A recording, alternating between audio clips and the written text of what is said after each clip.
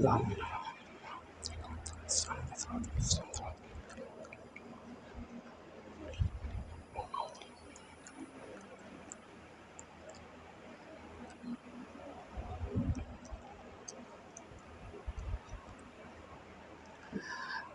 باللہ من الشیطان الرجیم بسم اللہ الرحمن الرحیم رب اشرح لی صدری ویسر لی امری واحلل عقدۃ من لسانی یفقہوا قولی الحمد للہ رب العالمین ثم الصلاة والسلام علی اشرف الانبیاء والمرسلین خاتم النبیین سید القرشی المکی المدنی ابی القاسم المصطفیٰ محمد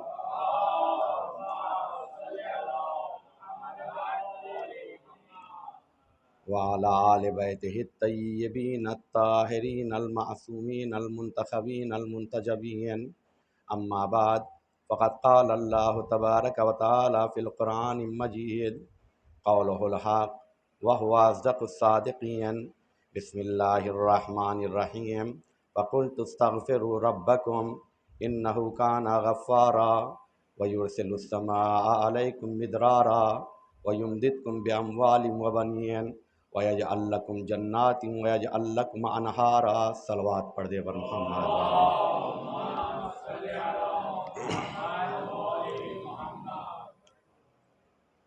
عزیزان محترم معزز سامعین، آج کا دن جمعے کا دن تھا جو گزر گیا۔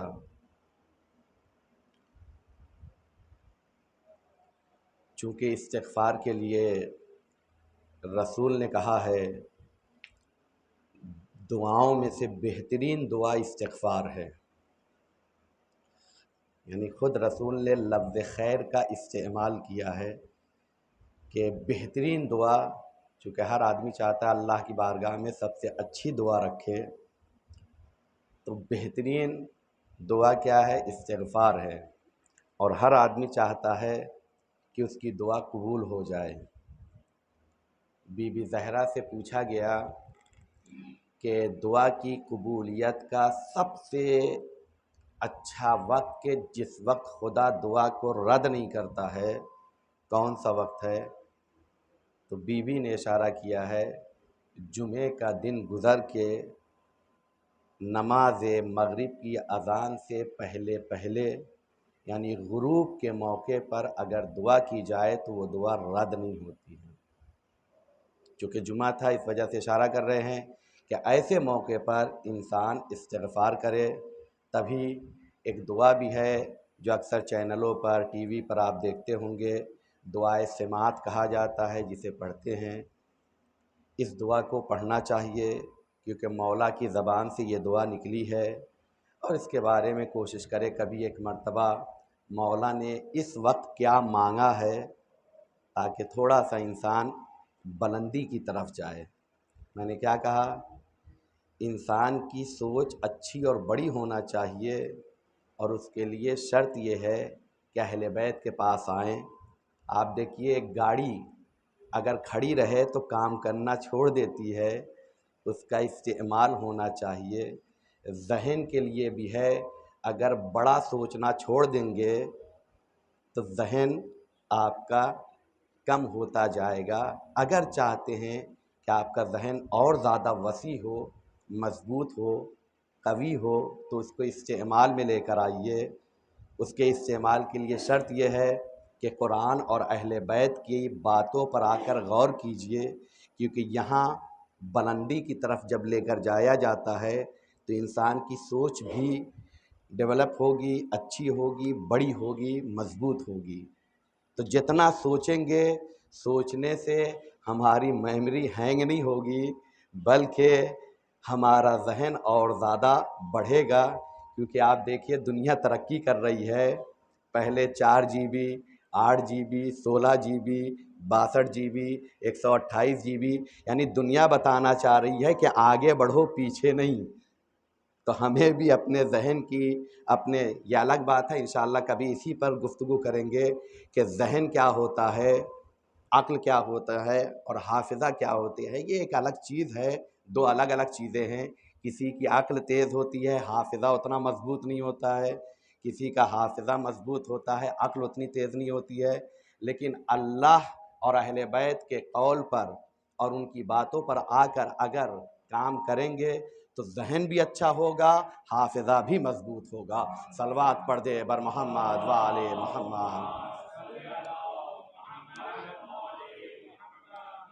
تو میں نے کہا چونکہ جمعے کا دن تھا اسی لیے متوجہ کرنا اور ایک پیغام تھا، لیکن بات کو آگے بڑھانے سے پہلے چونکہ یہ آج کی آخری کڑی ہے، باتوں باتوں میں کوئی ایسی بات، مقصد کسی کا دل دکھانا نہیں ہوتا ہے، مقصد یہ ہوتا ہے کہ انسان کو دیکھیں، انسانی فطرت یہ ہوتی ہے جب کوئی چیز اچھی ہوتی ہے تو وہ دوسروں کو بتانا چاہتا ہے۔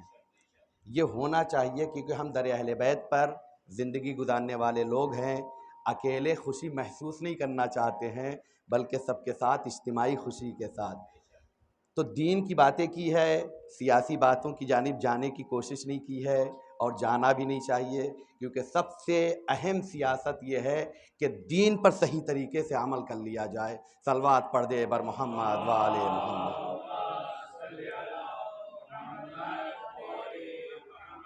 تو باتیں کرتے ہوئے کبھی کوئی بات، چونکہ کامن بات ہوتی ہے، پرسنلی کوئی بات نہیں ہوتی ہے، لیکن پھر بھی کبھی کسی کے ذہن میں اس طریقے کی بات، تو آج چونکہ استغفار موضوع ہی ہے کہ انسان اپنے آپ کو پاکیزہ بنا لے، انسان آ کر اللہ کی بارگاہ میں معذرت کر لے، اپنے گناہوں کی معافی مانگ لے۔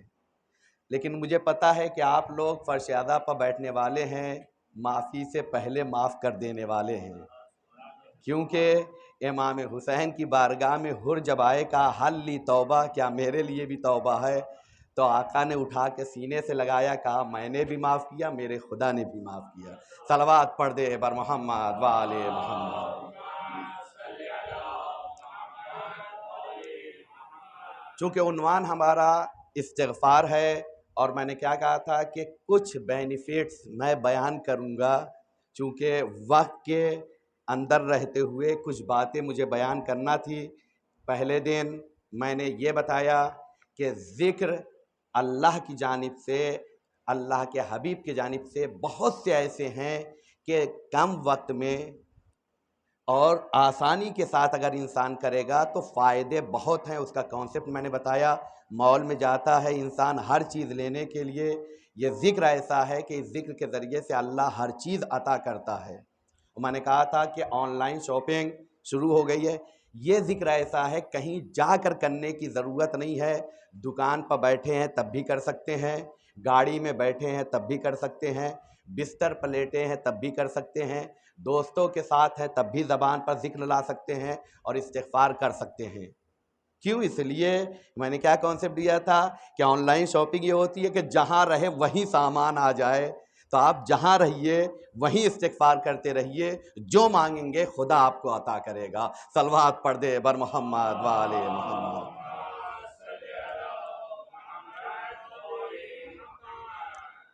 اور یہ اچھی بات ہے کہ انسان خدا کے ذکر میں رہے، دوسروں کا ذکر نہ کرے۔ دوسروں کا ذکر یعنی برائی، کیونکہ انسان اکثر ڈرا رہتا ہے میں نے فلاں کے بارے میں ایسی بات تو نہیں کہہ دی، اب میری پکڑ تو نہیں ہوگی، لوگ برا تو نہیں کہیں گے، مجھے کیسا سوچ رہے ہوں گے کہ میرے بارے میں کیا بات ہوئی ہے۔ لہذا ایک بچے کے بارے میں ملتا ہے کہ اس نے اپنے ڈیڈی کو دیکھا جب بھی کسی رشتہ دار کے یہاں جاتے ہیں تو بے ربط باتیں، مثال کے طور پر کوئی نئی ریسرچ پیش کرنے لگے، کوئی کچھ خود ہی بات کرنے لگے۔ تو بچے نے آ کے پوچھا کہ جب بھی آپ کسی رشتہ دار کے یہاں جاتے ہیں بے ربط گفتگو کرتے ہیں یا کوئی نہ کوئی عنوان نکال کے، کہا بیٹا چونکہ جب کسی کے یہاں جاتے ہیں تو گفتگو تو کرنا ہے، خاموش بیٹھیں گے تو بھی اچھا نہیں لگے گا، اور جب گفتگو ہوتی ہے چار لوگ جمع ہوتے ہیں تو پھر دوسرا ہی موضوع بنتا ہے، اور اللہ منع کرتا ہے کہ کسی کی غیبت کی جائے، کسی کے بارے میں کہا جائے۔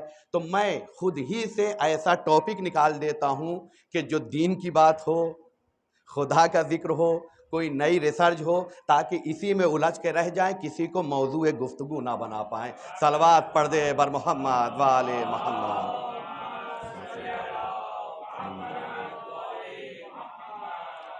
تو یہیں سے ایک چیز سمجھ میں آ گئی کہ جب دین پر عمل کرنے کے لیے انسان کوشش کرتا ہے تو دنیا سمجھتی ہے یہ بے وقوف ہے، لیکن حقیقت میں وہی سب سے زیادہ عقل مند ہوتا ہے۔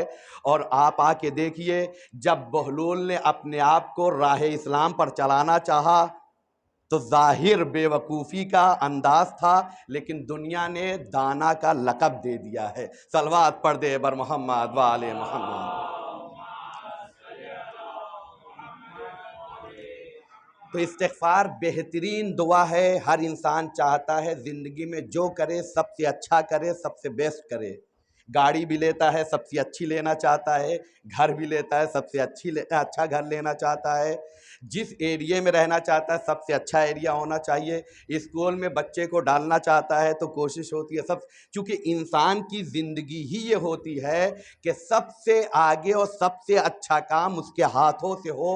تو دعا میں بھی انسان، آپ دیکھیے اگر دوستوں کے ساتھ کھانے کے لیے بھی جاتا ہے تو سب سے اچھا ڈھابا، اگر شہر سے باہر نکلنا پڑ جائے تو بھی ہوتا ہے یا نہیں ہوتا ہے؟ ہر چیز میں جب سب سے اچھا ہوتا ہے تو پھر ایسی جگہ آئیے جو سب سے اچھی ہے، یا مصلی عبادت ہے، یا فرش اعضا ہے، یا ذکر بھی بات بھی ایسی کیجئے جو سب سے اچھی ہو، وہ دعا ہے اور استغفار ہے۔ کیوں؟ اس لیے کہ رسول نے کہا ہے کہ بہترین دعا اگر کوئی دعا ہے تو وہ استغفار ہے۔ تو انسان کیا کرے؟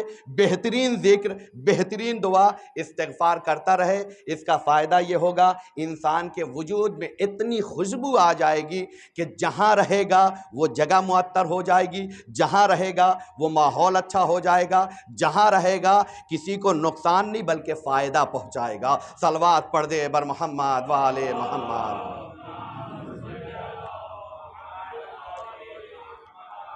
تو استغفار کے فائدے بیان کر رہا تھا، میں نے آیت ہی کے تحت بیان کیا۔ ایک دن بارش کے فائدے، بارش سے انسان کو کیا فائدہ ملتا ہے، اور اس کے بعد یہ بارش جیسی نعمت استغفار کے ذریعے سے اللہ عطا کرتا ہے۔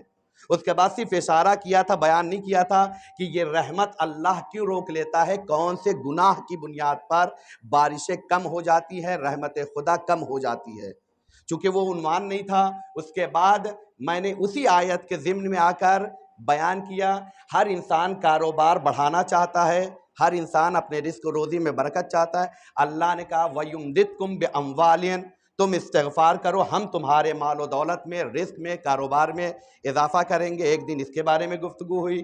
کل ہماری گفتگو یہ ہوئی تھی، انسان سب کچھ ہونے کے بعد اگر اولاد نہیں ہے تو ایسا لگتا ہے کہ زندہ رہ کے بھی وہ زندہ نہیں ہے، یہ حقیقت ہے۔ اور میں نے بتایا جن گھروں میں اولاد نہیں ہے سائیکولوجیکلی اعتبار سے کیا پرابلم ہوتی ہے، کبھی اسی کے بارے میں گفتگو کریں گے تو بات ہوگی، لیکن چونکہ مشکلات آتی ہیں، نفسیاتی پرابلم آتی ہے، خدا سے دعا یہی ہے کہ کوئی بندہ مومن پریشان نہ رہے۔ بار الہ جو گھر بھی اولاد سے محروم ہے اسے نعمت اولاد سے نواز دے۔ اور میں نے اس کے بارے میں کل گفتگو کی کہ استغفار کے ذریعے سے اللہ وعدہ کر رہا ہے کہ ہم تمہیں اولاد بھی عطا کرتے ہیں، تمہاری نسل کو بھی بڑھاتے ہیں۔ آج چونکہ آیت کو اور بات کو مکمل کرنا ہے، اللہ کہتا ہے استغفار کرو وَيَجْعَلْ لَكُمْ جَنَّاتٍ، ہم تمہیں جنت عطا کریں گے، وَيَجْعَلْ لَكُمْ أَنْهَارًا، اور ہم تمہارے لیے کیا کریں گے؟ نہریں جاری کر دیں گے۔ چونکہ یہ خود الگ الگ عنوان ہے لیکن سمیٹنا ہے، لہذا بات کو تمام کروں گا کہ استغفار کے ذریعے سے انسان کو جنت ملتی ہے، اللہ کہہ رہا ہے۔ اب یہیں پر آ کے بات اگر کی جائے کہ جنت کا کانسیپٹ ہوتا کیا ہے اور اللہ جنت کسے کہتا ہے، ہم جنت کسے سمجھتے ہیں، یہ خود ایک حقیقت ہے۔ اور یہیں پر ایک لطیف نقطے کی جانب اشارہ کروں، چونکہ میں نے ہر روز کوشش کیا ہے ایک آیت کی تفسیر آپ کے ذہنوں میں گھر کر جائے، اشارہ کرتے ہوئے میں چلا ہوں، آج بھی اشارہ کروں گا۔ ہر انسان جنت کی تمنا کرتا ہے یا نہیں کرتا ہے؟ جنت یعنی اگر ڈکشنری میں دیکھا جائے تو جہاں مشکلات نہ ہو، خوشیاں ہی خوشیاں ہوں، جہاں ہر من چاہی بات ہو، اسی وجہ سے کہتے ہیں کہ جنت میں جانے کے بعد اعمال نہیں ہے، صرف نعمات ہیں، چونکہ انسان اعمال کرنے میں بھی تکلیف محسوس کرتا ہے، وہاں کچھ کرنا نہیں۔ اسی لیے معصوم نے کہا ہے دنیا دار عمل ہے، آخرت دار جزا ہے۔ یہ روایات ہیں جو ذہنوں میں ہونا چاہیے۔ تو وہاں کچھ نہیں کرنا ہے، لیکن یہاں کرو گے تبھی وہاں کچھ نہیں کرنا ہے۔ صلوات پڑھ دے بر محمد والے محمد۔ تو ہر انسان جنت کی تمنا میں ہے، لیکن حسین کے اصحاب جنت نہیں چاہتے ہیں۔ میں نے اشارہ کیا تھا کہ شب عاشور امام حسین نے جنت دی، لیکن انہوں نے واپس کر دی۔ کیوں؟ اس لیے کہ میں نے کیا کہا، قرآن اور اہل بیت کے ساتھ آنے کی وجہ سے ذہن وسیع ہوتا ہے، ذہن مضبوط ہوتا ہے۔ انہوں نے اپنی ذہانت بتائی ہے، دنیا جنت کے چکر میں رہ جاتی ہے، ہم صاحب جنت لے لیں گے، جب وہ ہمارے ساتھ ہوگا تو ایک نہیں کئی جنتیں ہم بانٹ سکتے ہیں۔ صلوات پڑھ دے بر محمد والے محمد۔ تو انسان سورہ رحمان پڑھتا ہے نہیں پڑھتا ہے؟ اس سورہ رحمان میں اللہ نے کہا ہے فیہما جنتان، دو جنتیں۔ میں نے کیا کہا، ایک آیت کا اشارہ کرتے ہوئے صرف جا رہا ہوں تاکہ ذہنوں میں رہے، دو ہونے کے لیے لامحالہ کچھ نہ کچھ فرق ہونا چاہیے، یہ دنیا کہتی ہے۔ اگر دو کوئی فرق نہیں ہے تو وہ دو نہیں ایک ہے۔ اس کو تو مانتے ہیں یا نہیں مانتے ہیں؟ تو دو ہونے کے لیے لامحالہ کیا ہونا چاہیے؟ فرق ہونا چاہیے، اور اگر ایک ہی جیسی ہے تو پھر وہ دو نہیں ہے۔ تو اللہ کہہ رہا ہے کہ دو جنتیں ہیں، تو لامحالہ دو جنت ہونے کے لیے ضروری ہے کہ کچھ تو فرق ہونا چاہیے یا نہیں ہونا چاہیے؟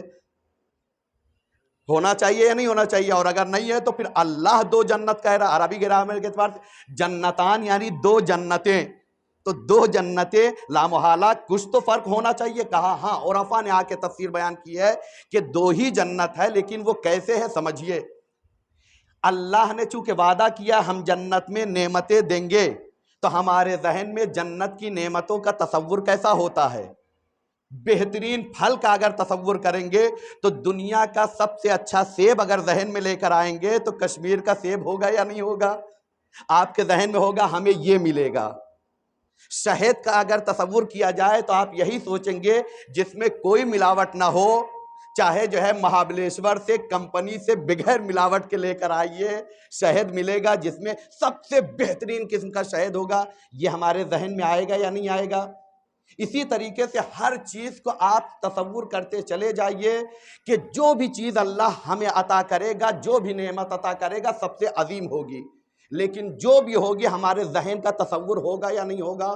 اور ہمارا ذہن محدود ہے یا لامحدود ہے؟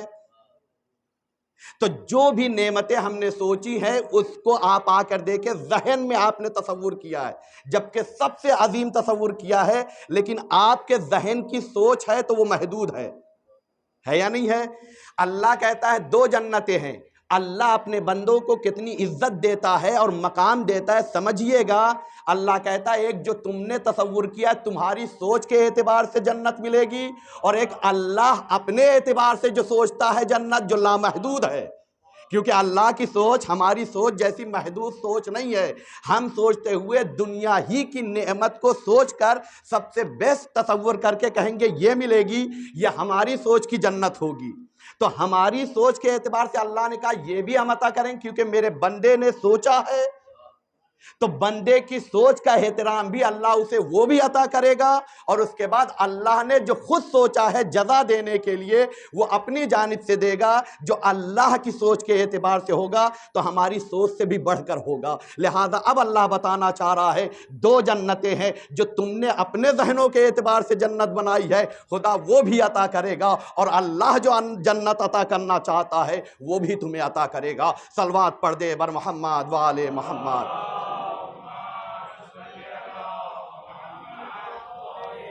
تو اللہ کیا کہتا ہے وَيَجْعَلْ لَكُمْ جَنَّاتٍ، اللہ تمہارے لیے جنت قرار دے گا۔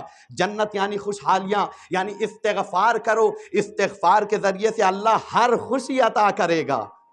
یہی تو ہے، مال میں جاتا ہے، ایک مرتبہ جائے ہر چیز لے کر آئے۔ اب ذہنوں میں ہر خوشی کا تصور لے کر آ جائیے، استغفار کرتے رہیے، اللہ وَيَجْعَلْ لَكُمْ، تمہارے لیے قرار دے گا۔ کیا قرار دے گا؟ جناتن، یعنی تمام خوشیاں۔ اب اگر آپ دنیا میں سب سے آگے رہنے میں خوشی محسوس کرتے ہیں تو خدا سب سے آگے آپ کو ترقی کے ان منزلوں پر رکھے گا۔ اگر آپ کسی کی مدد کر کے خوشی حاصل کرنا چاہتے ہیں تو اللہ آپ کو اتنا عطا کرے گا، خود بھی زندگی گزاریں گے، دوسروں کو بھی ساتھ میں لے کر چلیں گے۔ یہ خوشیاں ہیں جو اللہ عطا کرے گا، کیونکہ جنت وَيَجْعَلْ لَكُمْ جَنَّاتٍ، اللہ تمہیں جنت عطا کرے گا۔ لیکن ہاں، جب اللہ جنت عطا کرے، خوشیاں عطا کرے، نعمتیں عطا کرے تو اکڑنے کی ضرورت نہیں ہے، تکبر نہیں کرنا ہے۔ اور جہاں ذہن میں تکبر آ جائے فوراً استغفار کر لو، صلوات پڑھ دے بر محمد وآل محمد۔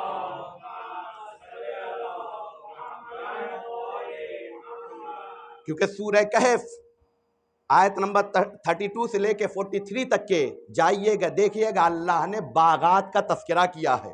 دو دوست تھے، دونوں ساتھ میں جا رہے تھے، ایک کے پاس بہت زیادہ نعمتیں تھیں، ایک کے پاس نعمت کم تھی، دوست تھے۔ میں نے اسی لیے اشارہ کیا کہ جا کے تفسیر دیکھیے گا، سورہ کہف میں ہے۔ چلے، جس کے پاس اللہ نے بہت زیادہ نعمتیں دی تھی، اس کے پاس دو باغ تھے، اس زمانے کے اعتبار سے بہت بڑا باغ تھا، ایک انگور کا باغ اور ایک کھجور کا باغ۔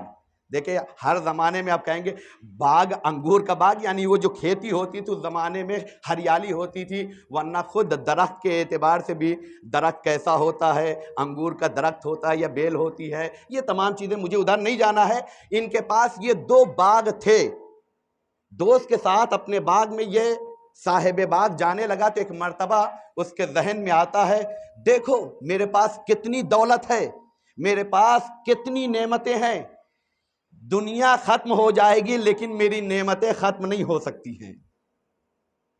کیا کہہ رہا ہے؟ دوسرے دوست نے کیا کہا کہ خدا کو مانتے ہو، تکبر مت کرو، کیونکہ اکڑ کے ذریعے سے نعمتیں چھن جاتی ہیں۔ ٹھیک ہے ہمارے پاس اتنا نہیں ہے، ٹھیک ہے میرے پاس اولاد کے اعتبار سے بھی کمی ہے، میرے پاس باغات کے اعتبار سے بھی کمی ہے، تمہیں اللہ نے دیا ہے، لیکن اکڑنے کی ضرورت نہیں ہے، کیونکہ کب چھن جائے یہ پتہ نہیں ہے۔ بات ہوئی، چلے گئے، دوسرے دن ایسا ہوا کہ اس کے باغ جل گئے۔ قرآن میں ہے، میں اپنی طرف سے نہیں کہہ رہا ہوں، اس کے علاوہ ایک اصحاب صفہ وغیرہ کا بھی واقعہ ہے، جائیے گا دیکھیے گا، واقعات ہے۔ اس کے بعد وہ افراد کے جو ایک باغ تھا جس میں ان کے والد ہمیشہ جب بھی پھل توڑنے کا ٹائم آتا تھا تو پہلے اعلان کر دیتے تھے جسے جتنی ضرورت ہے آ کے توڑ کر لے کر جائے۔ بچوں کے ہاتھ میں آیا تو بچوں نے کہا کہ ہماری محنت دوسروں کو کیوں دے، پہلے ہم توڑ کر مارکیٹ میں بیچ لیں گے۔ وہ تمام چیزیں اللہ نے ان سے لے لیا، وہ تمام چیزیں قرآن میں موجود ہے۔ باغ چلا گیا، اب یہ پریشان ہوا، آیا اسی دوست کے پاس، اور آنے کے بعد کہتا ہے تم نے صحیح کہا تھا۔ کیوں؟ اس لیے کہ بعض لوگ، دیکھیں عقل مندی یہی ہوتی ہے، بعض لوگ کیا کرتے ہیں، جتنی جمع پونجی ہے ایک ہی کاروبار میں لگا دیتے ہیں، ایک مرتبہ مسئلہ ہوا تو پھر پریشانی ہو جاتی ہے۔ میں کاروبار کا ایکسپرٹ نہیں ہوں، ماہر نہیں ہوں، وہ آپ سمجھیں گے، لیکن ہوشیاری یہ ہوتی ہے جب بھی کاروبار کیا جاتا ہے تو 3 حصوں میں ڈیوائیڈ کر کے کام کیا جاتا ہے۔ مارکیٹ میں کتنا لگانا ہے، اپنے پاس کتنا رکھنا ہے، اور کتنا جو ہے کہ انسان کو اپنے کارخانے میں یا اس میں لگانا ہے، وہ تمام ایک مہارت ہوتی ہے۔ لیکن انسان کرتا کیا، پوری دولت ایک ہی کاروبار میں، اگر ایک جگہ مشکل آئی تو مشکل کھڑی ہو جاتی ہے یا نہیں ہو جاتی ہے؟ اس نے اپنی پوری دولت اسی باغ میں لگا رکھی تھی، مشکل ہوئی، آیا اور کہتا ہے تم نے سچ کہا تھا، میں نے تکبر کیا، لہذا میری پراپرٹی اور میرا سامان، میری دولت ختم ہو گئی۔ دوست نے کہا کہ اللہ دینے والا ہے، جو غلطی ہوئی تھی اس غلطی کو سدھارو، چونکہ تکبر کیا تھا، تکبر کرنے سے نعمتیں چھنتی ہیں، نعمتیں ملنے پر شکر کیا جاتا ہے۔ آؤ اللہ کی بارگاہ میں استغفار کرو، استغفار کرو گے اللہ تمہیں اس سے زیادہ عطا کرے گا۔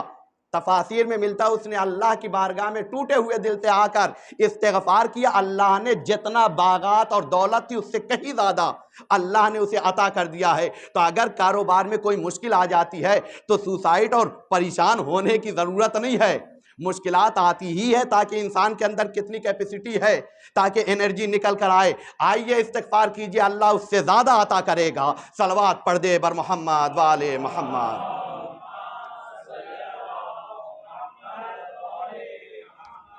تو اس نے کیا کیا؟ استغفار کیا، اللہ نے اس سے زیادہ عطا کیا۔ کیوں؟ اس لیے کہ نعمتیں ملنے پر اکڑنا نہیں ہے، تکبر نہیں کرنا ہے، بلکہ شکر کرنا ہے۔ اور اللہ نے کہا ہے جو انسان شکر کرتا ہے ہم اس کی نعمتوں میں اضافہ کر دیتے ہیں۔ یہ تو ہمارے سامنے کی مثالیں ہیں۔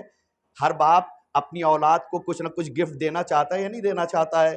ایک صاحب نے میرے پاس بھی فون کیا، مولانا اللہ نے ہمیں ہر نعمت دی ہے، میرا بیٹا بہت ضد کر رہا ہے 4 ویلر گاڑی چاہیے، آپ بتائیے کیا کوئی شرط رکھ سکتے ہیں؟ کوئی بات نہیں، رکھنا چاہتے تو بہت اچھی بات، کیا رکھے؟ کہا 40 دن نمازیں سب پڑھ لے، اس کے بعد اسے دلا دیجئے گا۔ کیوں؟ اس لیے کہ دیندار شرائط بھی دیندار ہی رکھتے ہیں، دینی شرائط رکھتے ہیں۔ کیوں؟ اس لیے کہ گاڑی دینا، بچے کو ترقی دینا چاہ رہے تھے تو کہا دنیا کی طاقت چاہتے ہو تو آخرت کی بھی طاقت لے لو، نمازیں سب پڑھتے چلے جاؤ، تمہیں اللہ نعمتیں عطا کرتا چلا جائے گا۔ صلوات پڑھ دے بر محمد وآل محمد۔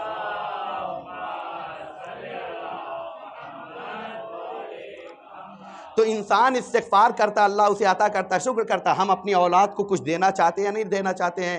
بہت خوش ہوتے ہیں، اچھا رزلٹ لے کر آتا ہے تو گفٹ دیتے ہیں۔ آپ خود دیکھیے جب اپنے بچے کو کچھ دیتے ہیں تو اس کے ریئیکشن کو دیکھتے ہیں، وہ چیز لینے کے بعد کیا کرتا ہے؟ اکڑ آتی ہے، پریشان کرنا شروع کر دیتا ہے، خراب کر رہا ہے یا نہیں، اسے سنبھالتا ہے، خیال رکھتا ہے، اور زیادہ اس کے اندر تبدیلی آتی ہے تو خوشی میں آپ دوسری مرتبہ اور اچھا گفٹ دینا چاہتے ہیں۔ لیکن اگر وہ صحیح نہیں کرتا ہے تو آپ کیا کرتے ہیں؟ دوسری مرتبہ گفٹ نہیں دلاتے۔ اللہ بھی نعمتیں جب دیتا ہے تو ریئیکٹ دیکھتا ہے، ریئیکشن دیکھتا ہے کہ ہم کرتے کیا ہیں۔ اگر تکبر آتا ہے تو ہاتھ روک لیتا ہے، اگر شکر ہوتا ہے تو اضافہ کرتا چلا جاتا ہے۔ صلوات پڑھ دے بر محمد وآل محمد۔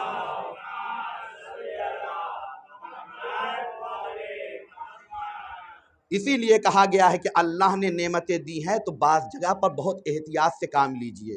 میں وہ مقامات بتا رہا ہوں تاکہ انسان محسوس کرے اور استغفار کرتا رہے۔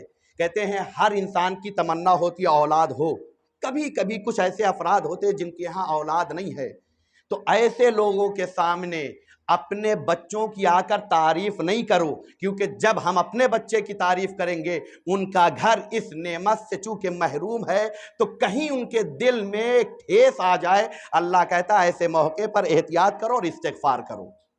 کیا کرو؟ اسی طریقے سے کبھی کبھی ہوتا ہے بچے یا دوست یا رشتہ دار آپس میں بیٹھ کر جب گفتگو کرنا شروع کر دیتے ہیں تو کہتے ہیں ماں باپ جس کے بھی خدا انہیں سلامتی عطا کرے، اور اگر اس دنیا سے چلے گئے تو انہیں اعلیٰ مقام عطا کرے۔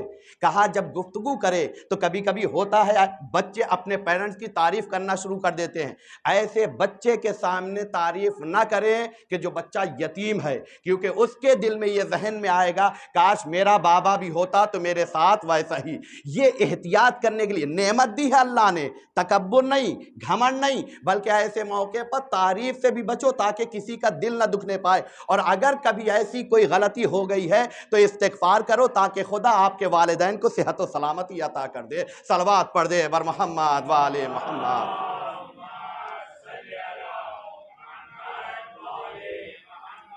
اسی طریقے سے ہر انسان کی تمنا ہوتی اس کے گھر میں بیٹی ہو، کیونکہ بیٹی اللہ کی جانب سے رحمت ہے۔ جناب ابراہیم نے اللہ کی بارگاہ میں آ کے دعا کیا ہے بیٹی کے لیے، جا کے دیکھیے گا۔ کیوں؟ اس لیے کہ بیٹیاں جنازے کی زینت ہوا کرتی ہیں۔ سمجھیے گا یہ حقائق ہے۔ اگر بیٹی ہے اور آپ نے اللہ کی نعمتوں کے ذریعے سے اس ذمہ داری کو اچھے سے نبھا دیا اور بہترین شوہر اس کی زندگی میں آ گیا ہے، اب آ کر اس گھر کے سامنے یا اس ماں باپ کے سامنے آ کر تعریفیں مت کیجئے جس کی بیٹی کی شادی تو ہوئی ہے لیکن وہ پریشان ہے۔ کیوں؟ اس لیے کہ یہ نفسیاتی طور پر آپ آ کے دیکھیے وہاں تکلیف ہو جاتی ہے کہ کاش مجھے بھی یہ نعمتیں مل جاتی۔ کہا اگر ایسا کبھی ہو گیا ہے تو آؤ اللہ کی بارگاہ میں استغفار کرو تاکہ اللہ تمہارے گھروں کو خوش رکھے، تمہیں مشکلات سے نجات عطا کر دے۔ صلوات پڑھ دے بر محمد وآل محمد۔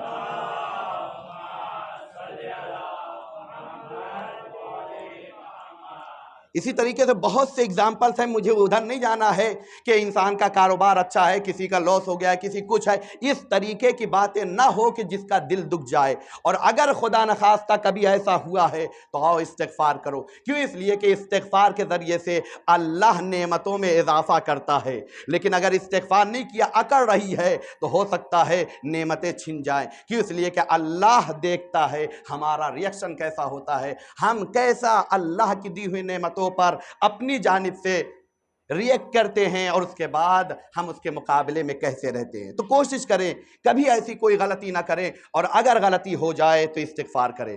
کیوں؟ اس لیے کہ استغفار کرنے سے ہمارا ہی فائدہ ہے، کیونکہ اللہ کہہ رہا ہے استغفار کرو، ہم نعمتیں عطا کریں گے، ہم اولاد بھی دیں گے، ہم کاروبار میں برکت بھی دیں گے، ہم خوشیاں بھی دیں گے، ہم نہریں بھی دیں گے، یعنی وہ چیزیں کہ جس کے ذریعے سے آپ کی مشکلات دور ہوں گی۔ چونکہ آج میں اسی عنوان کو مکمل کرنا چاہ رہا ہوں تاکہ بات مکمل رہے کہ استغفار کے فائدے کیا ہوتے ہیں۔ میں نے کیا کہا؟ ہر انسان چاہتا ہے کہ اسے اولاد ملے، استغفار کرو تاکہ اولاد ملے، استغفار کرو تاکہ کاروبار میں برکت ہو جائے، استغفار کرو تاکہ خوشیاں ملے۔ یہ ہوتا ہے کہ نہیں ہوتا ہے؟ رسول اسلام کہتے ہیں یاد رکھو، خود مولا کائنات کی حدیث آپ کے سامنے پیش کر رہا ہوں، مولا کہتے ہیں کانا فی الارض امانان، زمین میں دو چیزیں انسان کی حفاظت کے لیے ہیں۔ کیا ہے؟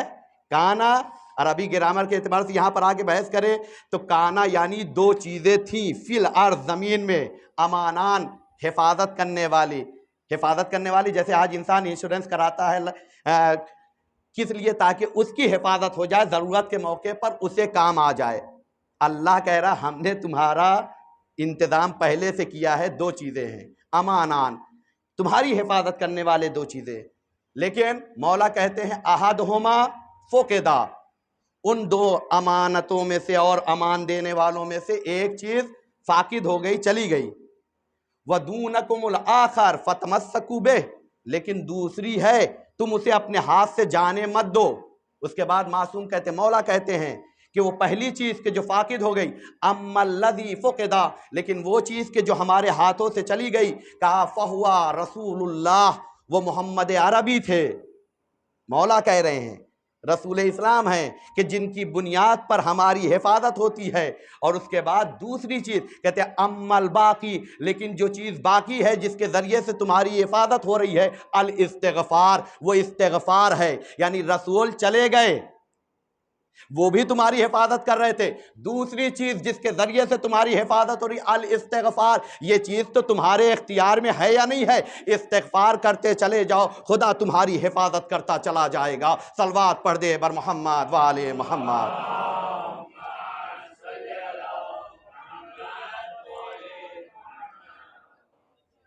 اب میں آپ سے سوال کروں گا کہ رسول اسلام امان اور حفاظت کا ذمہ ہے یا نہیں ہے؟ مولا کہہ رہے ہیں، دیکھیں ظاہری طور پر رسول گئے ہیں، یہ سب ایک ایک جملے ہیں جس پر کتنی گفتگو ہو سکتی ہے۔ فقدہ لفظ مفقود استعمال ہوا ہے، فاقد ہونا کسے کہتے ہیں؟ رسول چلے گئے لیکن استغفار باقی ہے۔ سوال یہ ہے کہ ہمارے استغفار میں کیا اتنی طاقت ہے کہ ہم اپنے آپ کو ہر چیز سے بچا لیں؟ دنیا کی حفاظت اپنے استغفار کے ذریعے سے کر سکتے ہیں، بہت زیادہ استغفار سے اگر حفاظت کر سکتے ہیں تو اپنی اور اپنی فیملی کی حفاظت کر سکتے ہیں یا نہیں کر سکتے ہیں؟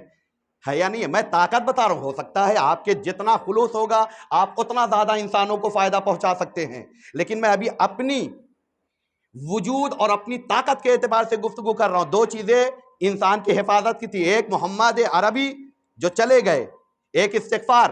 ہمارے استغفار میں چونکہ ہم گناہ زیادہ کرتے استغفار کم کرتے ہیں، تو بہت ہوتا ہے تو ہم بیلنس کر لیتے ہیں، بہت زیادہ اگر حسن ظن ہے کہ گناہ کیا تو آنے کے بعد استغفار کیا، ہم نے کیا کیا تو ہمارے استغفار کی، لیکن ہم نے دیکھا دنیا سالم بھی ہے، دنیا محفوظ بھی ہے، تو یہ ماننا پڑے گا کہ حفاظت ہو رہی ہے، لیکن ہمارے استغفار کی طاقت کی بنیاد پر نہیں، تو کوئی ذات ایسی ہے جس کی وجہ سے حفاظت ہو رہی ہے۔ اب سمجھ میں آیا رسول اسلام نے کہا ہے اولنا محمد، وآخرنا محمد وأوسطنا محمد وکلنا محمد. کیوں؟ اس لیے کہ محمد کے ذریعے سے حفاظت ہو رہی ہے.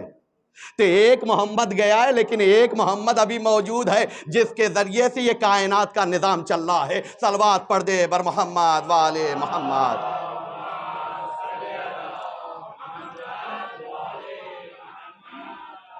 یہ حقیقت ہے جس کی جانب متوجہ ہونا چاہیے. اس کے بعد رسول اسلام پھر کہتے ہیں کہ میرا وجود، رسول کا لفظ میں آپ کے سامنے پیش کر رہا ہوں. رسول کہتے ہیں حیاتی خیر لکم، میری زندگی تمہارے لیے باعث خیر ہے، ومماتی خیر لکم، اور میرا گزر جانا بھی تمہارے لیے خیر ہے. تو اب انصاف سے بتائیے، ایک کمپنی ہو ہمیں فائدہ پہنچ رہا ہو تب تو کہا جائے گا کہ ہاں فائدہ ہے، لیکن اگر وہ کمپنی بند ہو جائے تو پھر وہ کمپنی ہمیں کیسے فائدہ پہنچائے گی؟ ہے یا نہیں سوال ہے. چونکہ میں ابھی مثال اس لیے دے رہا ہوں تاکہ محسوس کر سکے. حیاتی، میری زندگی تمہارے لیے باعث خیر ہے، لیکن میری موت، میرا گزر جانا بھی تمہارے لیے خیر ہے. پوچھا گیا کیسے؟ زندگی بھی خیر ہے اور اس کے بعد گزر جانا بھی خیر ہے. رسول خود بیان کرتے ہیں ہمارا زندہ رہنا تمہارے لیے خیر ہے، کیونکہ اللہ قرآن میں کہتا ہے جب تک محمد اس کائنات میں اللہ عذاب نازل نہیں کرتا ہے. حیاتی کیا قرآن کی آیت ہے، ما کان یعذبہم، اللہ عذاب نازل نہیں کرتا، وانت فیہم، جب آپ وہاں ہوں اور اس میں ہوں. یعنی رسول ہیں تو حفاظت ہو رہی ہے. زندگی، حیات نبی انسان کے لیے باعث خیر ہے یا نہیں ہے؟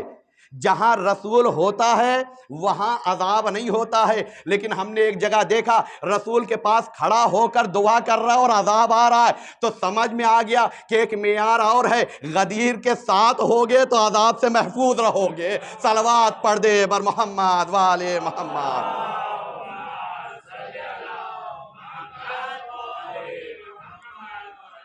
یہ حقائق ہیں.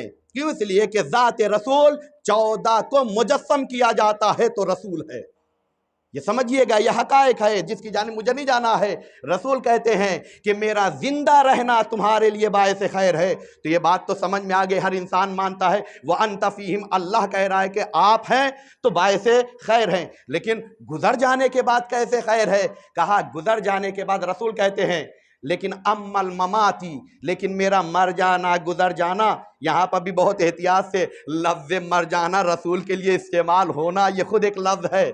صحیح ہے، سمجھیے گا ان حقائق کو. کیوں؟ اس لیے کہ موت دو طریقے کی ہوتی ہے. ایک موت وہ ہوتی ہے جو انسان کو مارتی ہے، ایک موت وہ ہوتی ہے جسے لوگ مارتے ہیں. ہم نے دیکھا کہ موت ہمارے پاس آتی ہے، ہم مر جاتے ہیں، لیکن اہل بیت موت کو مارتے ہیں. تبھی تو ہم نے دیکھا ہے نوک نیزہ پر جہاں سر و بدن میں جدائی پائی جا رہی ہے لیکن بول رہے، کہا یہ وہ لوگ ہیں جن کے ذریعے سے موت آ کے انہیں نہیں مارتی ہے بلکہ یہ موت کو مردہ بنا دیا کرتے ہیں. صلوات پڑھ دے بر محمد والے محمد.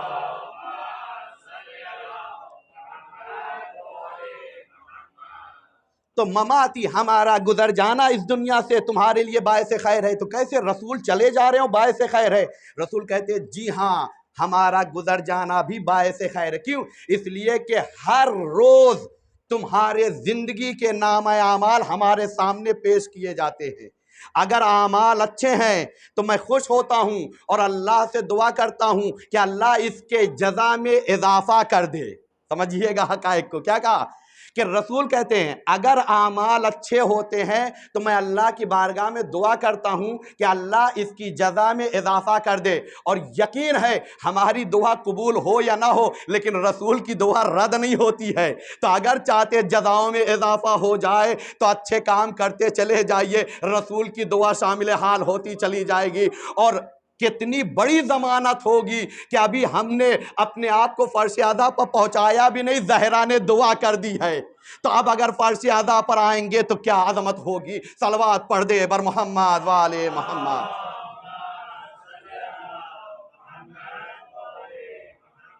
تو اگر اچھے اعمال ہوتے ہیں تو میں دعا کرتا ہوں اللہ کی بارگاہ میں کہ اللہ اسے بڑھا دے. لیکن اگر کچھ اعمال ایسے ہوتے ہیں جسے دیکھ کر میں یہ محسوس کرتا ہوں، یہ رسول کے جملات ہیں کہ نہیں ہونا چاہیے تھا، تو پھر میں اللہ کی بارگاہ میں آ کے استغفر تو میں اس کے لیے استغفار کرتا ہوں۔ اب سمجھیے گا، رسول زندہ ہیں تب بھی باعث خیر ہیں، رسول گزر جا رہے تب بھی باعث خیر ہیں۔ وہ باعث خیر کیسے ہیں کہ اگر اچھے اعمال ہیں تو زیادتی جزا کے لیے دعا کرتے ہیں، اور اگر کوئی ایسا عمل ہو گیا ہے تو رسول کہتے استغفرت لہو، میں اس کے لیے خدا کی بارگاہ میں آ کے استغفار کرتا ہوں۔ تو ایک جواب مل گیا کہ کیا صرف گناہ کرنے کی وجہ سے استغفار کیا جاتا ہے؟ کہا نہیں، صرف گناہ کرنے کے لیے استغفار نہیں کیا جاتا ہے، بلکہ بہت سے نظریات ہیں جس کی بنیاد پر استغفار ہوتا ہے۔ انہی نظریات میں سے ایک نظریہ یہ ہے، رسول اپنے گناہوں کے لیے استغفار نہیں کرتا ہے بلکہ امت کی کامیابی کے لیے استغفار کیا کرتا ہے۔ صلوات پڑھ دے بر محمد وآل محمد۔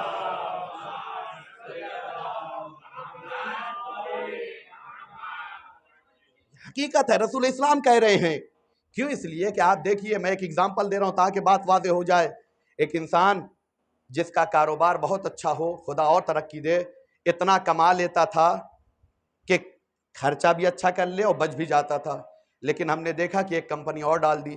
پوچھا کیوں؟ کہا اس لیے کہ ہماری تو اچھی گزر جاتی ہے لیکن ہمارے بچے جب آئیں تو انہیں کسی چیز کی کمی نہ رہے۔ انسان پلاننگ کرتا ہے کہ نہیں کرتا ہے؟ کوئی بھی چیز ان کے لیے ایسا نہ ہو کہ ہمارا بچہ چاہتا ہو وہ نہ ملے اس کے لیے۔ تو اس سے ایک بات سمجھ میں آ گئی کہ انسان کبھی کبھی اپنے لیے کرتا ہے اور اپنے کے ساتھ ساتھ آنے والوں کے لیے پلاننگ کرتا ہے۔ باپ کی یہ سوچ ہوتی ہے کہ نہیں ہوتی ہے؟ اب سمجھ میں آیا قول رسول کو سمجھئے۔ رسول اسلام کہتے ہیں انا و علی ابوا هذه الامہ، میں اور علی اس امت کے باپ ہے۔ سمجھئے گا، رسول اسلام کے لیے کائنات ان کے صدقے میں اتاری گئی ہے، انہیں نعمتوں کی ضرورت نہیں ہے بلکہ ان کے نام سے نعمتیں ملتی ہیں۔ تو پھر یہ استغفار کیوں ہے؟ کہا جیسے ایک باپ محنت کرتا ہے تاکہ اس کے بچوں کو ضرورت کے موقع پر کوئی کمی نہ رہ جائے، تمہارا نبی تمہارے لیے استغفار کرتا ہے تاکہ کل قیامت کے دن نامہ اعمال میں کسی چیز کی ضرورت ہو جائے تو استغفار رسول تمہارے کام آتا چلا جائے۔ صلوات پڑھ دے بر محمد وآل محمد۔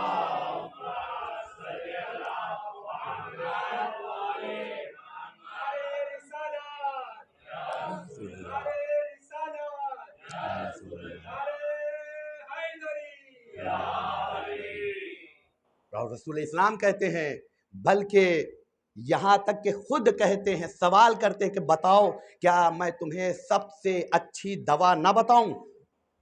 سب نے کہا یا رسول اللہ کیوں نہیں بتائیں گے، ہر انسان چاہتا ہے۔ بلکہ یوں کہہ دے کہ آج انسان ہر چیز کی ایک ماسٹر کی رکھتا ہے کہ نہیں رکھتا ہے؟ اگر چابی چلی جائے، کوئی مشکل ہو جائے تو اس کے ذریعے سے مشکل کو حل کر لیا جائے۔ رسول اسلام یہاں پر ماسٹر کی دے رہے ہیں۔ کیا کہہ رہے ہیں؟ کیا میں نہ بتاؤں کہ تمہاری ہر مشکل کا علاج، ہر پریشانی کا تمہیں سہارا مل جائے؟ سب نے پوچھا یا رسول اللہ کیوں نہیں؟ کہا دیکھو، ہر مشکل کی جڑ گناہ ہے۔ کیا کہا رسول اسلام نے؟ ہر مشکل کی جڑ گناہ ہے، ہر مشکل کا سبب گناہ ہے، اور اس مشکل کا علاج استغفار ہے۔ کہتے ہیں دنیا میں ہر انسان مشکلات میں آتا ہے، مشکلات سے گھبرانے کی ضرورت نہیں ہے۔ ہم جاتے جاتے تمہیں طریقہ بتا کے جا رہے، بلکہ یوں کہ ماسٹر کی دیتے جا رہے ہیں۔ مشکل کیسی بھی ہو، استغفار کرتے چلے جاؤ، خدا تمہاری مشکلوں کو دور کرتا چلا جائے گا۔ بارش مشکل ہے، نہیں ہو رہی ہے، استغفار کرو، خدا تمہیں عطا کرے گا۔ کاروبار میں مشکل ہے، اگر یہ مشکل آ گئی گھبرانے کی ضرورت نہیں ہے، ماسٹر کی استغفار ہے، استغفار کرتے جاؤ، خدا تمہیں عطا کرتا چلے جائے گا۔ خوشیاں، کبھی کبھی زندگی میں ایسا ہوتا ہے، دوستوں کے سامنے آ کے بیان کرتے ہیں، ایسا لگتا ہے خوشیوں نے ہمارے یہاں سے منہ موڑ لیا ہے، پریشانیوں نے ہمیں دیکھ رکھا ہے۔ کہا پریشان ہونے کی ضرورت نہیں ہے، استغفار کرتے چلے جاؤ، خدا مشکلات کو دور کرتا چلا جائے گا۔ یہ معصوم کرے، اور ہم نے اپنی طرف سے نہیں کہا ہے، اللہ نے قرآن میں کہا ہے استغفار کرو، ہم نعمت بڑھائیں گے، بارش بھی عطا کریں گے۔ لہذا دو طریقے کا واقعہ ہے، میں دونوں اس لیے پیش کر رہا ہوں تاکہ آپ کے ذہنوں میں رہے۔ ایک امام رضا علیہ السلام سے ہے،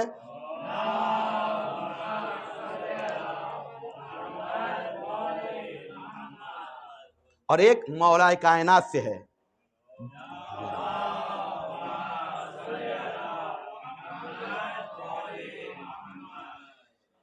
چونکہ دونوں امام سے منسوب ہے اس لیے متوجہ کر دیا۔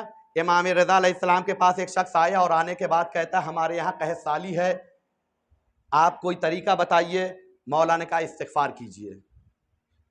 چونکہ مجمع میں تھے، انسان آپ دیکھیے کبھی کبھی ایسا ہوتا ہے کہ ایک ڈاکٹر آیا ہوا ہو، ایک آدمی کا علاج ہو رہا ہو، اگر ہمیں نہیں ہے پھر بھی ہم جا کے اس سے ایک دو نسخہ پوچھ لیتے ہیں، نہیں پوچھ لیتے ہیں کہ پھر سے الگ سے ٹائم نکالنا پڑے گا، آج ہی پوچھ لیں۔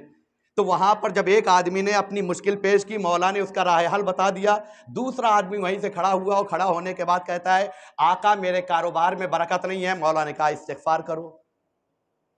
اس کے بعد جب دو آدمی نے دیکھا تو تیسرے کو بھی حوصلہ ملا۔ کبھی کبھی ہوتا کیا ہے، دوسرے کو دیکھ کر اپنا کام انسان کو حوصلہ ملتا ہے کہ دو لوگوں کو نہیں بولا گیا ہے تو مجھے بھی نہیں بولا جائے گا۔ یہ نصیحتی چیز ہے۔ انسان کھڑا ہوا، ایک آدمی اور آنے کے بعد کہتا ہے کہ میرے پاس اولاد نہیں ہے۔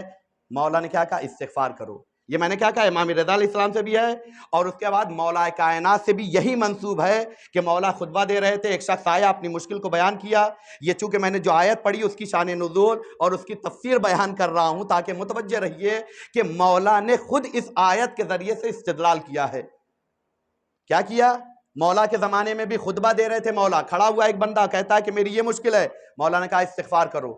دوسرا کھڑا ہوا، کہا مولا میرے یہاں فلاں مشکل ہے، مولا نے کہا استغفار کرو۔ تیسرا بندہ کھڑا ہوا، کہا کیا ہوا؟ کہا مشکل ہے، کہا استغفار کرو۔ روایت میں ملتا ہے جناب ابن عباس وہیں موجود تھے۔ کون موجود تھا؟ ابن عباس۔ دو نام ہے، ایک ہے ابن عباس، ایک ہے نام عبید اللہ ابن عباس۔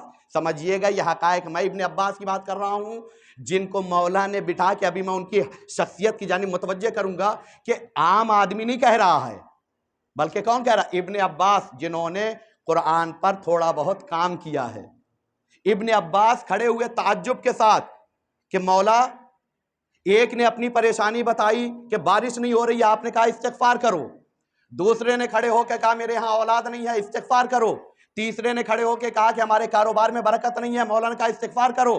مولا سے سوال کرتے ابن عباس کہ مولا یہ کیسے ممکن ہے؟ تب تک چوتھا آدمی کھڑا ہو گیا، مولا ہمارے یہاں باغات نہیں ہے، دعا کر دیجئے، ان باغوں میں پھل نہیں آ رہے ہیں تاکہ پھل ہو جائے۔ اب آپ سمجھیے گا، استغفار کرو۔ مولا نے پھر جواب دیا۔ جناب ابن عباس کھڑے ہو کر ابھی سوال کر رہے ہیں، انہیں تعجب ہے، لیکن یہاں سے پانچواں آدمی کھڑا ہوا، اور کھڑا ہونے کے بعد کیا کہتا ہے؟ مولا ہمارے یہاں نہر تو ہے لیکن پانی نہیں ہے۔ مولا نے کہا استغفار کرو۔ اب ابن عباس سے رہا نہیں گیا، کہا آقا یہ بتائیے پریشانیاں سب کی الگ الگ اور دوا سب کو آپ ایک ہی بتا رہے ہیں۔ کہا ابن عباس کیا تم نے قرآن نہیں پڑھا ہے؟ مولا کسے کہہ رہے ہیں؟ ابن عباس کو، جنہوں نے قرآن پر کام کیا ہے۔ سمجھیے گا ان حقیقت کو، کس سے کہہ رہے؟ ابن عباس سے۔ ہم آپ جیسے نہیں ہے کہ زندگی میں شاید کبھی قرآن اٹھاتے ہوں، اسی لیے میں نے کہا عادت بنا لیجئے نماز صبح کے بعد صرف ایک آیت اٹھا کے پڑھیے، کچھ نہیں اس کا ٹرانسلیٹ، اس کی میننگ، اس کے بارے میں کچھ نہیں، تو صرف بیٹھ کے اپنی فکر کے اعتبار سے سوچنا شروع کیجئے۔ اس کا فائدہ یہ ہوگا دنیا بھی بنے گی، آخرت بھی بنے گی، ذہن بھی مضبوط ہوگا، پریشانیوں سے بھی دور ہو جائیں گے۔ صلوات پڑھ دے بر محمد وآل محمد۔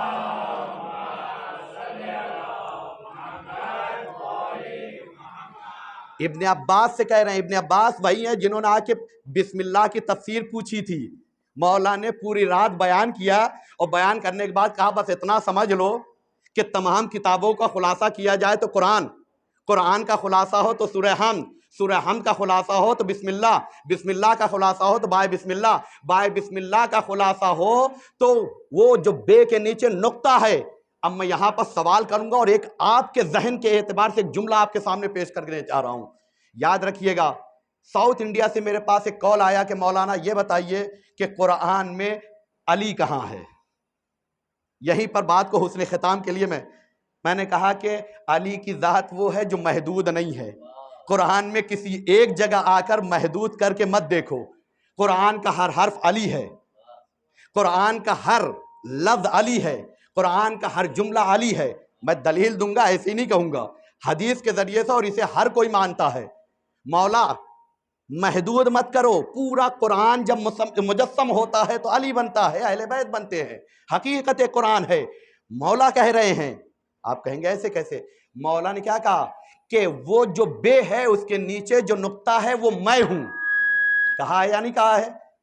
سوال یہ ہے کہ مولا الفابیٹس اتنے تھے، آپ اے کہہ دیتے، الف کہہ دیتے، بے کہہ دیتے، کیا ضرورت تھی؟ آپ نے کہا نہیں بے نہیں بلکہ بے کے نیچے کا نقطہ ہوں.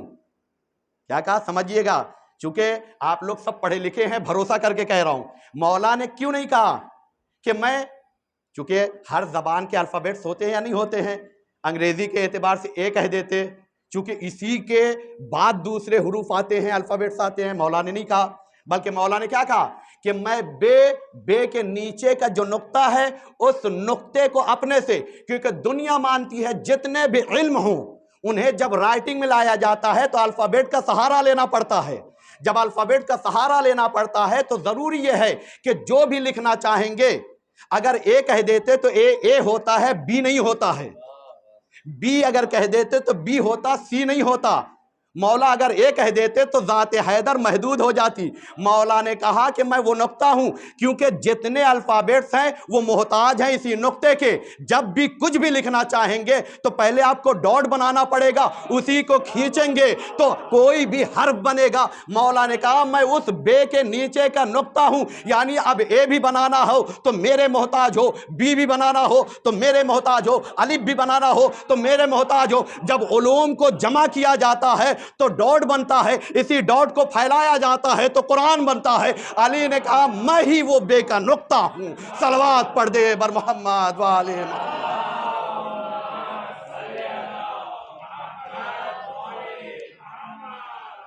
حقیقت ہے یا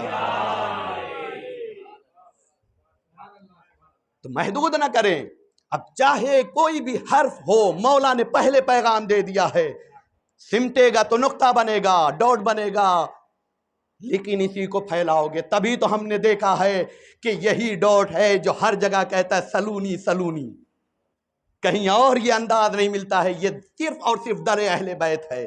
تبھی قرآن کو سمجھنا ہے تو اسی در پر آنا پڑے گا، قرآن کے حقائق کو سمجھنا ہے تو اسی در پر آنا پڑے گا. اب ابن عباس جو اتنے مشہور ہیں کہ قرآن پر کام کیے ہوئے ہیں، مولا کہتے کیا تم نے قرآن نہیں پڑھا ہے؟ یعنی ابن عباس کو بھی یہ پتا نہیں تھا کہ استغفار ماسٹر کی ہے. مولا بتا رہے ہیں تمہاری ہر مشکل کا حل میں تمہیں ماسٹر کی دے کر جا رہا ہوں، استغفار کرتے چلے جاؤ، تمہاری مشکلات ختم ہوتی چلی جائیں گی. یہ کون کہہ رہا ہے؟ حلال مشکلات کہہ رہا ہے. صلوات پڑھ دے بر محمد والے محمد.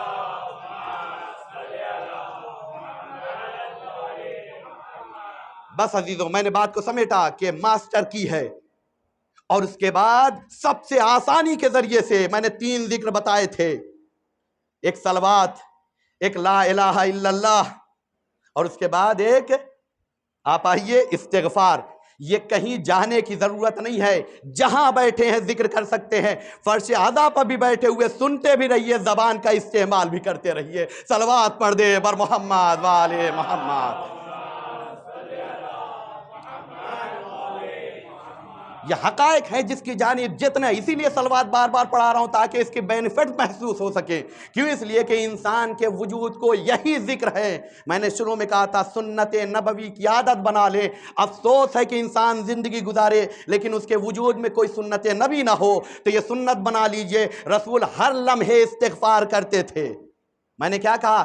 رسول کو بارش کی ضرورت نہیں ہے، کیونکہ میں نے اشارہ کیا تھا ابو طالب نے تو خود انہی کے ذریعے سے بارش مانگی ہے.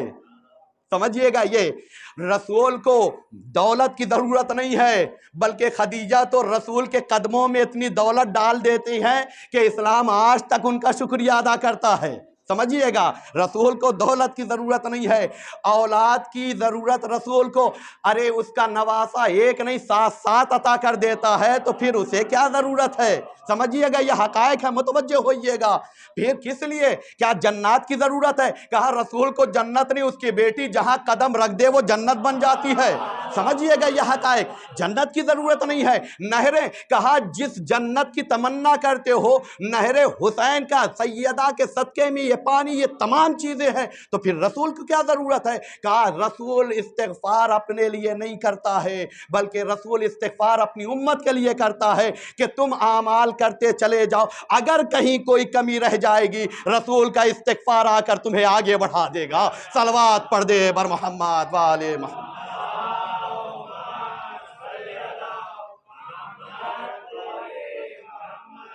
حقیقت ہے بس یہیں پہ میں نے بات کو تمام کیا چونکہ وقت ہو رہا ہے۔ آپ دیکھیے انسان جب نہا دھو کر اچھا پاک کپڑا پہنتا ہے، صاف کپڑا پہنتا ہے تو ہر جگہ نہیں بیٹھتا ہے، بیٹھنے لگے تو پیچھے سے دامن اٹھا کے بیٹھتا ہے، لیکن 2 دن اگر وہی کپڑا پہن لیتا ہے تو پھر اس کے بعد کہیں پر بھی بیٹھ جاتا ہے۔ ہوتا ہے یا نہیں ہوتا ہے؟ یہ کیوں ہوتا ہے؟ کہا جتنا پاک ہوتا ہے اتنا احتیاط ہوتی ہے۔ رسول اسلام کے لیے طہارت کا اعلان تو اللہ نے کیا ہے، جتنا پاک ہوتا ہے اتنا استغفار کا استعمال ہوتا ہے، سمجھیے گا، بلندی درجات کے لیے یہ حقائق ہے جس کی جانب متوجہ ہونا چاہیے ہمیں۔ اس کے علاوہ آپ دیکھیے ہوتا کیا ہے، کبھی کبھی ہم غلطی نہیں کرتے ہیں لیکن پھر بھی معافی مانگتے ہیں، ہوتا ہے یا نہیں ہوتا ہے؟ کیوں؟ مثلا اگر ہم نے اپنے بیٹے کی شادی کا ایک چھوٹا سا فنکشن رکھا تھا، رشتہ دار آئے، کھانے پینے کا انتظام تھا، لیکن کہیں کسی کے پاس پانی نہیں پہنچا، ویٹر نہیں لے کر آیا تھا، رشتہ دار کی پیشانی پہ شکن ہو گئی، تو آ کر بیٹے کا باپ ایکسکیوز کرتا ہے یا نہیں کرتا ہے؟ پانی اس نے نہیں پہنچایا تھا، وہ تو ذمہ داری دے چکا تھا۔ کہانی کبھی کبھی غلطیوں کو کرتا کوئی اور ہے لیکن ایکسکیوز کوئی اور کرتا ہے۔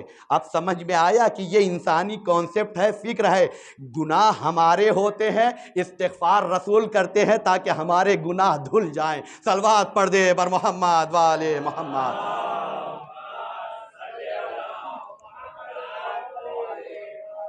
کیوں؟ اس لیے کہ مصلحتیں ہیں کہ رسول اسلام کیوں استغفار کرتے ہیں، وہ حقائق ہے جس کی جانب متوجہ ہونا چاہیے۔ تو رسول استغفار امت کی بھلائی کے لیے کرتے ہیں۔ رسول استغفار کس لیے کر رہے ہیں؟ تاکہ ہمارے یہاں جو کمیاں ہیں وہ دور ہو جائیں۔ لہذا آپ ذہن میں یہ تصور نہ آئے کہ ان کے ہاں، بلکہ میں اتنی مثال دے کر بس یہی اگزامپل دے کے بات کو تمام کروں گا۔ اگر یہیں پر اللہ کرے دنیا کا سب سے عظیم انسان ہمارے لیے دولت مند عظیم انسان نہیں ہوتا ہے، بلکہ حسین کا سب سے عظیم عزادار آ جائے، آپ کے سامنے بیٹھ جائے اور آپ کو موقع مل جائے کہ وہاں آپ بیٹھیے، تو بیٹھنے کے بعد اکثر آپ کیا کرتے؟ معاف کیجئے گا، غلطی کیا تھا آپ نے، بلکہ تھوڑا سا آپ کروڑ بدل رہے ہیں تو بھی ایکسکیوز کرتے یا نہیں کرتے ہیں؟ معاف کیجئے۔ کہا یہ کیوں؟ کہا چونکہ عظیم انسان کی نگاہ میں جب انسان بیٹھا ہوتا ہے تو پھر ایسی صورت میں اپنی کمیوں پر پہلے ہی سے استغفار کر لیتا ہے۔ اگر گناہ نہیں ہوتا ہے پھر بھی اس کی عظمت کا اظہار کرنے کے لیے انسان کیا کر لیتا ہے؟ پہلے سے معافی مانگ لیتا ہے۔ باس کے سامنے جاتے جاب کے لیے، کھڑے رہتے، ہاتھ اگر باندھا ہوتا کہ نہیں ہوتا؟ کبھی کہتے کھڑے ہو جائیے، تھوڑی دیر کے لیے کھانسی آ جائے تو آپ معافی مانگ لیتے ہیں کہ معاف کیجئے گا کھانسی آ گئی، یہ تو آپ کے اختیار میں نہیں تھا، پھر بھی آپ نے معافی مانگا یا نہیں مانگا؟ کہا چونکہ جس کے سامنے کھڑے وہ بہت عظیم ہے لہذا اس کا احترام ہونا چاہیے۔ تو جو انسان کے اختیار میں نہیں ہے اس کی بھی معافی مانگتا ہے، گناہ نہیں کرتا ہے اس کے لیے بھی ایکسکیوز کرتا ہے۔ تو اب سمجھ میں آیا اہل بیت جو استغفار کرتے ہیں گناہوں کی بنیاد پر نہیں بلکہ خدا کی عظمت کو ہمیں بتانا چاہتے ہیں۔ صلوات پڑھ دے بر محمد والے محمد۔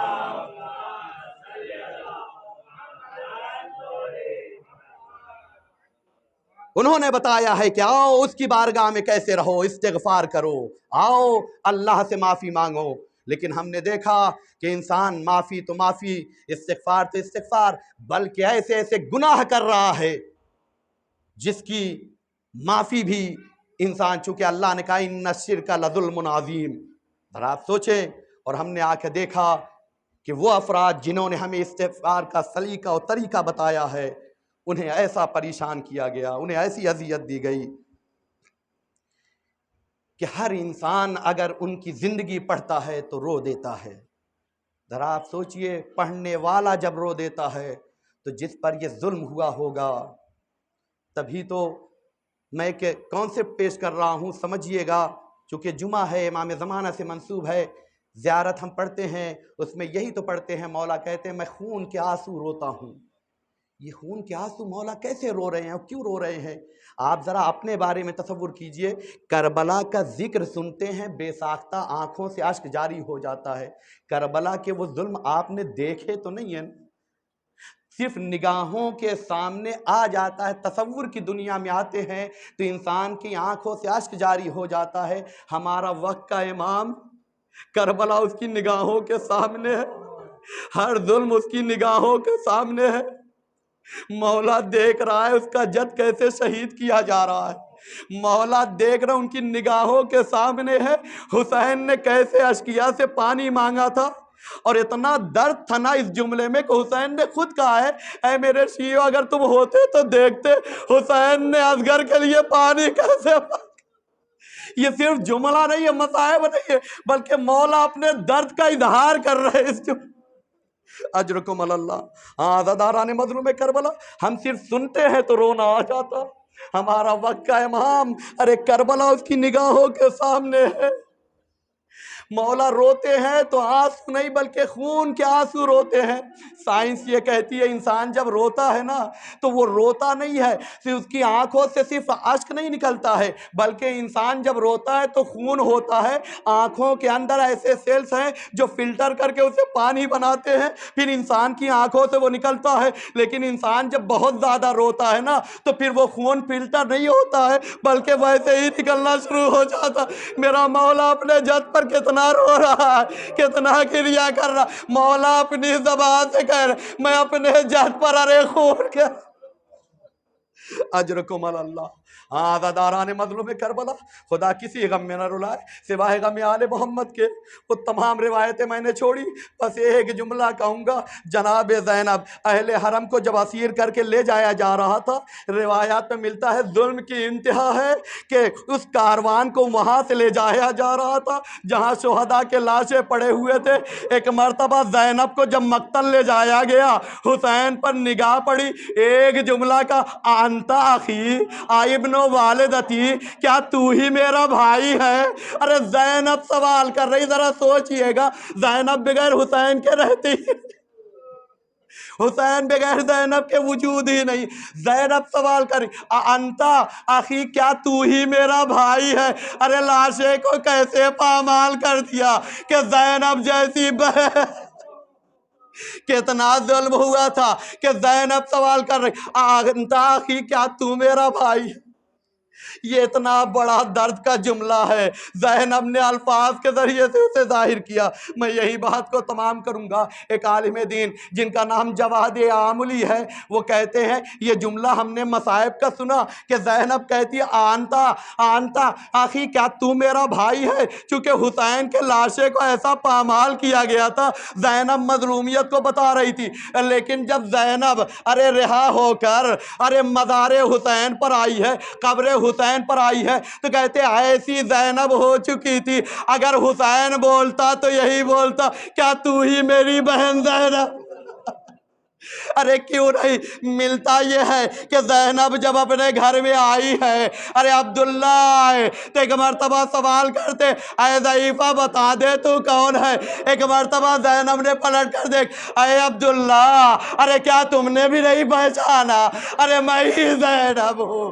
ارے پہچانے تو کیسے پہچانے، کمر جھکی ہوئی ہے، بال سفید ہو چکے، سيعلم الذين ظلموا أي منقلب ينقلبون، ألا لعنة الله على القوم الظالمين۔